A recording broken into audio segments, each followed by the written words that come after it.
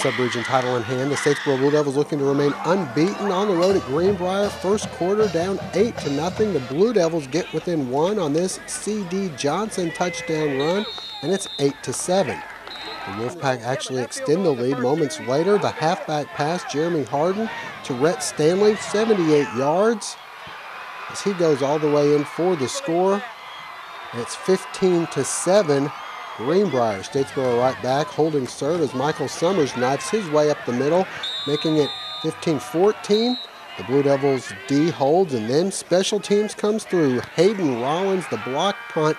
Caleb Smith runs it down and goes in for the score. It's 21-15 Statesboro. To the second quarter we go, and it's C.D. Johnson once again. He goes in for the touchdown. Statesboro up 28-15 at the half, second half, and it's Michael Summers off to the races. He cuts back to the left, breaks a few tackles, and he goes 45 yards for the touchdown. Statesboro not done yet, though. They get down deep, and it's Daquan Brunson going in for the 3-yard score. And then for the finishing touch, it's Rakeem Thomas McCray going in for the score. And the Blue Devils roll 52-22 up next, the region championship Friday at Womack Field. In Boone, a battle between number 1 Georgia Southern and number 5 App State for the top spot in the conference. The Eagle offense struggling here out of the gate, starting off on a bad note. Jabo Shaw picked off.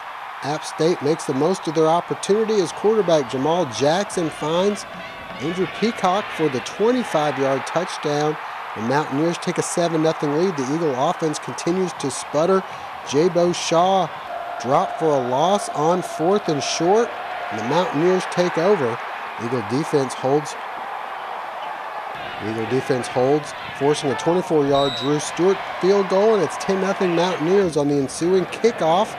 Ron Scott decides to pick this one up deep in his own territory, and it proves to be a good move as Scott cuts his way back across the field, finds some room to run, is finally taken down by a terrible horse collar, tack on another 15 yards. The Eagle offense unable to cash in. They have to settle for a 22-yard Adrian Moore field goal, cutting the lead to 10-3. No luck on the ground. The Eagles try through the air again, but once again Shaw picked off this time. The leaping grab by Demetrius McCray. The Mountaineers take over, and with time winding down the half, Jackson airs one out, and somehow Brian Quick gets a behind the Eagle defense for the 56-yard score. The Mountaineers go to the half up 17-3. The Eagles looking to heat up in the second half. The offense finally puts together a sustained drive. Shaw to Jarek McKinnon for the 19-yard reception, and then capping the 12-play, 60-yard drive. The pitch will go to J.J. Wilcox, who goes in for the score, cutting the lead to 17-10. Eagles manage to get right back down to the 2, but going for it on 4th again, Jabo Shaw stops short, and App State takes over. To the fourth quarter we go. Pin deep, Mountaineers punt, and check out the return by Darian Robinson. He follows his blockers for a while, then cuts back, stays on his feet, nice balancing job, and then does the rest. He goes 46 yards for the score. The momentum shifting to the Eagles as they tie the game at 17-all, but the Mountaineers would respond. Jackson finding Brian Quick. Again, all alone. Replay would show this shouldn't have counted, but unfortunately, Coach, it did. No replay in FCS. 24-17 App. The defense steps up again with App pinned deep. Ron Scott, the interception.